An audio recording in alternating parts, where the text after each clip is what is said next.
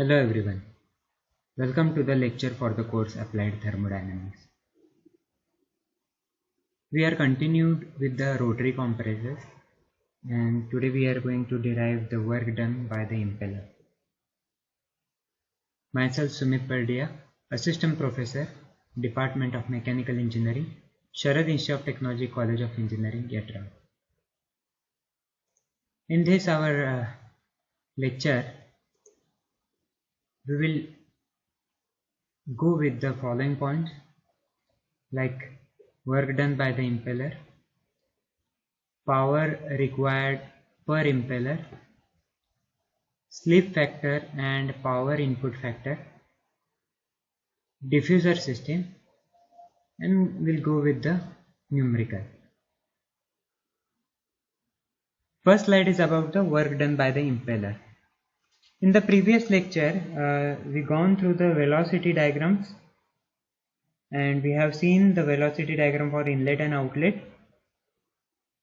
and we have assumed certain parameters for it, and today we are going to see the work done by the impeller. Now the work supplied to a fluid in a stage of compressor may be found by applying the moment of momentum theorem. Consider 1 kg of working fluid passing through the impeller. The theoretical torque which must be supplied to the impeller will be equal to the rate of change of moment of momentum experienced by the working fluid.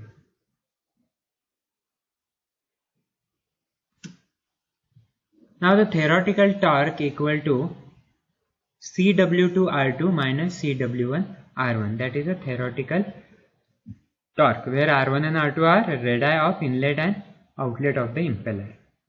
Now if omega is the angular velocity in radian per second, the work done on 1 kg of fluid, we are passing the 1 kg of fluid through the impeller. So W will be torque into angular velocity, theoretical torque into angular velocity, that is Cw2R2 minus Cw1R1 into omega. Cw2R2 omega minus Cw1R1 omega. So W will be Cw2 Cbl2 minus Cw1 Cbl1. So that is H02 minus H01 equal to Cp T02 minus T01. That's simplified. So this equation is known as Euler's equation, or it is also called as Euler's work. Now if the working fluid enters radially, there is no pre-work. So Cw1 0, that we are already discussed. Cw1 equal to 0. So W will be Cw2 Cbl2. Okay, that is joule per kg. Now using the velocity triangles of inlet and outlet, so we will get the Cr1 square equal to Cbl1 square plus C1 square minus 2 Cbl1 Cw1. Similarly for outlet, Cr2 square equal to Cbl2 square plus C2 square minus 2 Cbl2 Cw2. Now inserting the values Cw2, Cbl2 and Cw1 Cbl1 from above equations, so we will get W equal to C2 square minus C1 square divided by 2 C plus Cr1 square minus Cr2 square divided by 2 plus Cbl2 square minus Cbl1 square divided by 2. That is, this is first term, second term and third term. Now the first term shows the increase in kinetic energy of 1 kg of working fluid in the impeller that has to convert into pressure energy in the diffuser. So that we have discussed. The second term shows that the pressure rise in the impeller due to the diffusion action, that is relative velocity decreases from inlet to outlet. And the third term shows the pressure rise in the impeller due to the centrifugal action. The working fluid enters at a lower diameter and comes out at a higher diameter. Now the fraction of kinetic energy imparted to the working fluid and inverted into the pressure energy in impeller, that is Cr1 square minus Cr2 square divided by 2 plus Cbl2 square minus Cbl1 square divided by 2 equal to integration 1 to 2 dp by rho. So where rho is nothing but density.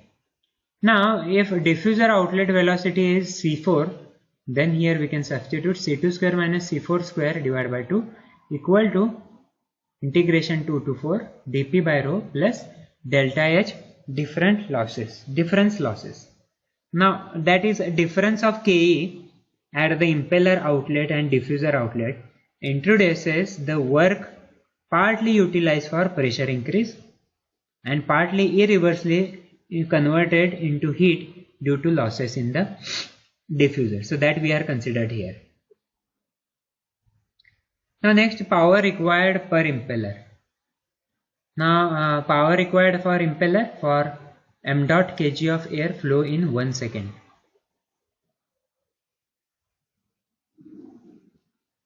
So P equal to power equal to m dot Cw2 Cbl2 divided by 1000, that is in terms of kilowatt. Now if blade is radial, then the velocity diagram at the outlet of the impeller is shown here. Okay, so as Cw2 equal to Cbl2, the work done per kg of air flow per second will be given by W equal to C2 square. Okay. Now since the air cannot leave the impeller at a velocity greater than impeller tip velocity, the maximum work supplied per kg of air flow per second is given by W equal to C2 square. Now consider the steady flow at the inlet and outlet of the impeller, assuming that the heat transfer during the flow of air through the impeller is 0. So here we are considering that heat transfer during flow of air through the impeller is 0. Now the equation becomes H1 plus C1 square by 2 plus W equal to H2 plus C2 square by 2. By simplifying this equation, H2 plus C2 square by 2 minus H1 plus C1 square by 2, that is in bracket. So Cp H is nothing but Cpt, that is Cp T2 plus C2 square by 2 Cp minus Cp T1 plus C1 square by 2 Cp. So Cp T02 minus Cp T01 equal to Cp T02 minus T01. Now taking T01 common, Cp T01, T02 divided by T01 minus 1. So we are substituting the value Cp T01 equal to T2 P02 by P2 raised to gamma minus 1 upon gamma divided by T1 P01 divided by P1 raised to gamma minus 1 upon gamma minus 1. Okay.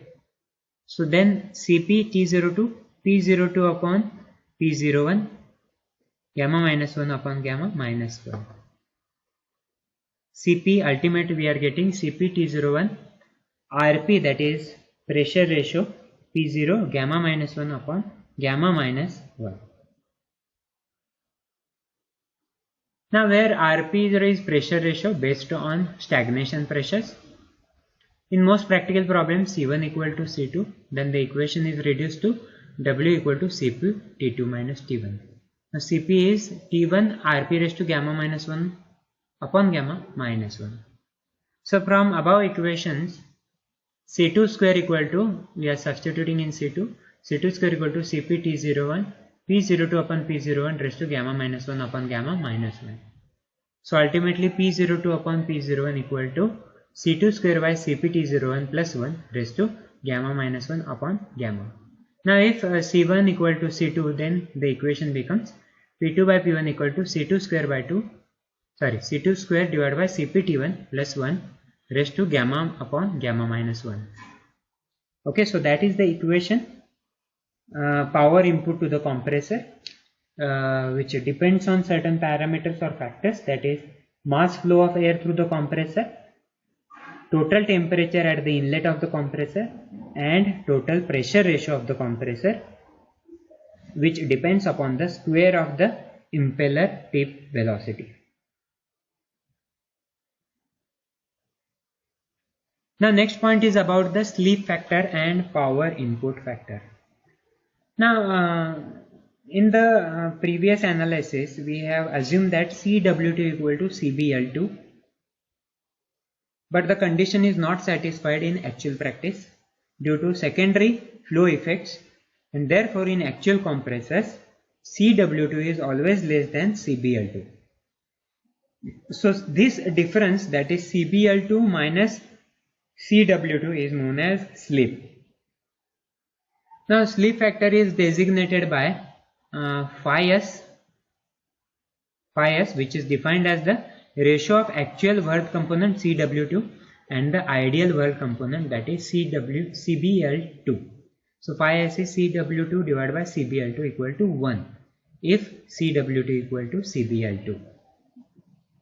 The stagnation pressure ratio is given by, we know that P02 upon P01 equal to T02 dash divided by T01 raised to gamma minus 1 upon gamma.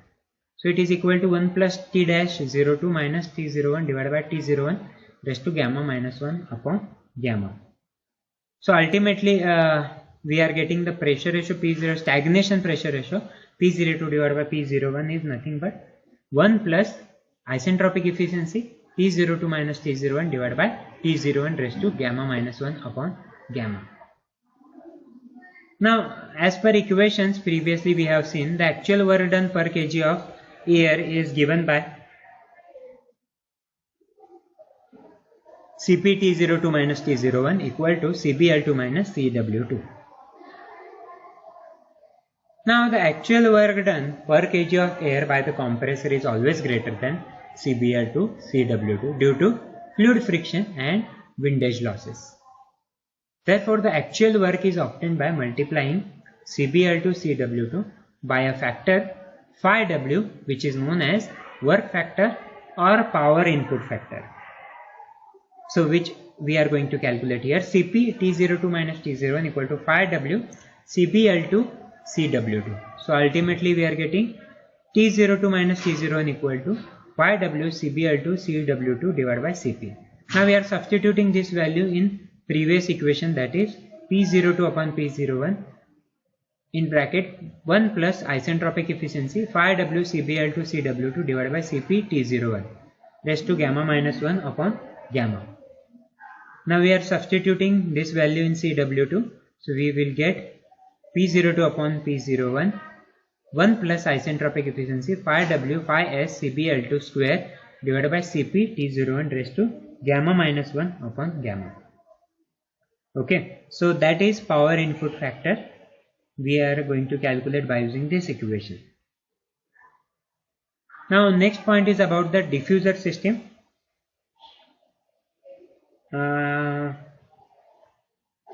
Now in the centrifugal compressor, the diffuser plays a very important role in overall compression process, whereas the impeller is designed to impart energy to the air by increasing its velocity as efficiently as possible. The diffuser converts the kinetic energy to the pressure energy or pressure rise. For an radial bladed impeller, the diffuser contributes about 1/2 of the overall static pressure rise. In the vaned diffuser,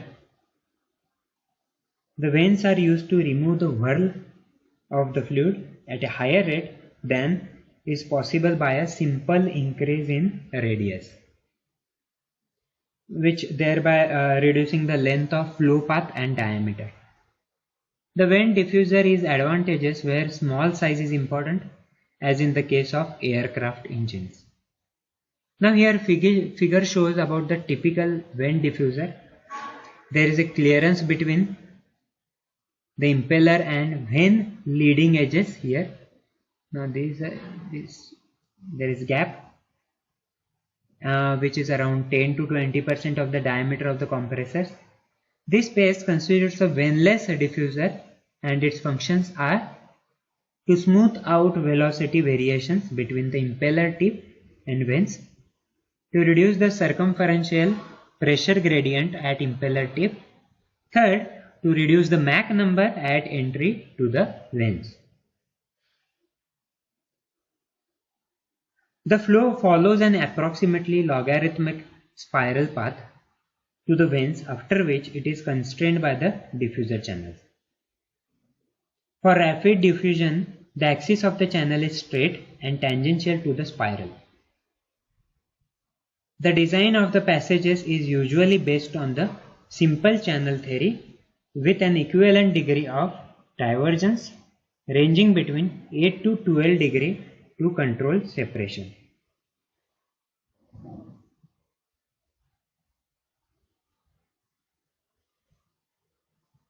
Here the diffuser efficiency is calculated equal to P2 minus P1 divided by W divided by 2G